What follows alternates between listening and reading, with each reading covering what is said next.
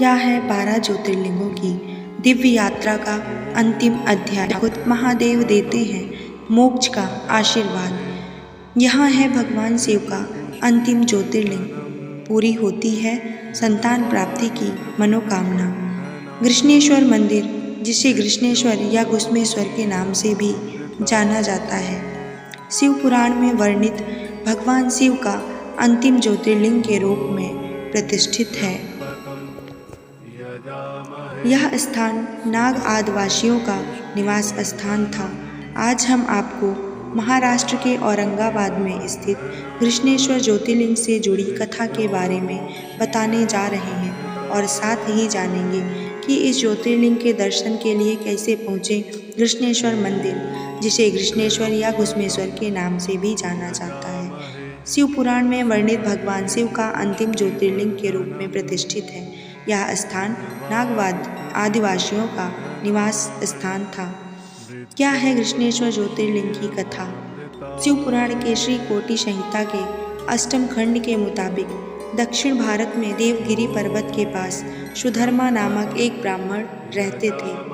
उनमें और उनकी पत्नी सुदेहा में अत्यधिक प्रेम था। दोनों सुखी जीवन जी रहे थे, लेकिन संतान की कमी उन्हें खलती थी। ज्योतिषियों ने बताया कि सुदेहा मां नहीं बन सकती। सुदेहा की इच्छा थी कि सुधर्मा उनकी छोटी बहन से विवाह करे। सुधर्मा को यह विचार पसंद नहीं आया, लेकिन पत्नी की जिद के आगे उसे झुकना पड़ा। सुधर्मा ने घोषमा से विवाह किया, जो एक आदर्श और भगवान शिव की भक्त थी। वह प्रतिदिन पार्थिव शिवलिंग बनाकर पूजन करती थी। भगवान शिव की कृपा से उसे एक सुंदर पुत्र भी हुआ। सुदेहा और घोषमा दोनों ही बच्चे से बहुत प्यार करती थी, लेकिन समय के साथ सुदेहा के मन में ईर्ष्या और द्वेष की भावना जागने लगी। वह सोचने लगी कि सुधर्मा और संतान दोनों पर घोषमा का अधिकार है। यह भावना उसके मन में बढ़ने लगी। उधर घोषमा का पुत्र बड़ा हो गया और उसका विवाह भी हो गया। एक रात सुदेहा ने घोषमा के बेटे की हत्या कर दी और उसके शव को उसी तालाब में फेंक दिया जहाँ घोषमा पार्थिव शिवलिंग विसर्जित करती थी। सुबह होते ही पूरे घर में हाहाकार मच गया। सुधर्मा और उनकी बहू दोनों शोक में डूब गए, लेकिन घोषमा ने अपनी दिनचर्या नहीं बदली और भगवान शिव की पूजा में लीन रही।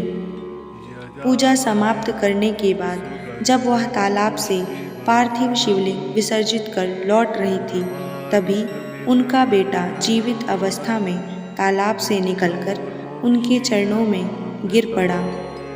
जैसे कुछ हुआ ही ना हो, तभी भगवान शिव वहाँ प्रकट हुए और भगवान शिव ने घोषमा को वरदान मांगने को कहा, लेकिन भगवान शिव सुदेहा से क्रोधित थे और उसे दंड देने को तैयार थे।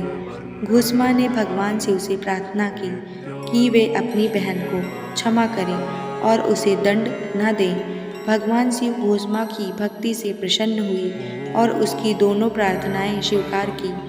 उन्होंने सुदेहा को क्षमा कर दिया और उस स्थान पर ज्योतिर्लिंग के रूप में निवास करने का निर्णय लिया। इस प्रकार भगवान शिव घुश्मेश्वर महादेव के रूप में प्रसिद्ध हुए और उनकी पूजा से लोक परलोक दोनों में सुख और शांति की प्राप्ति होती है।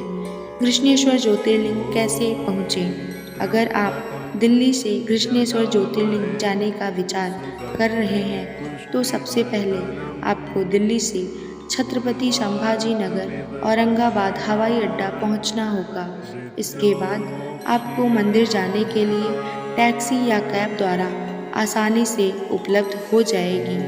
रेल मार्ग: कृष्णेश्वर ज्योतिर्लिंग का सबसे निकटतम railway station Aurangabad railway station है। आपको दिल्ली से औरंगाबाद के लिए आसानी से ट्रेन मिल जाएगी। स्टेशन पहुंचने के बाद आप मंदिर पहुंचने के लिए टैक्सी या कैब किराए पर ले सकते हैं। यहीं पूर्ण होती है 12 ज्योतिर्लिंगों की पवित्र यात्रा। हर हर महादेव। अगर आपने सच्चे मन से सुना तो भोलेनाथ आपकी हर मनोकामना जरूर पूरी करेंगे। 12 ज्योतिर्लिंग की यह दिव्य यात्रा यहीं पूर्ण होती है।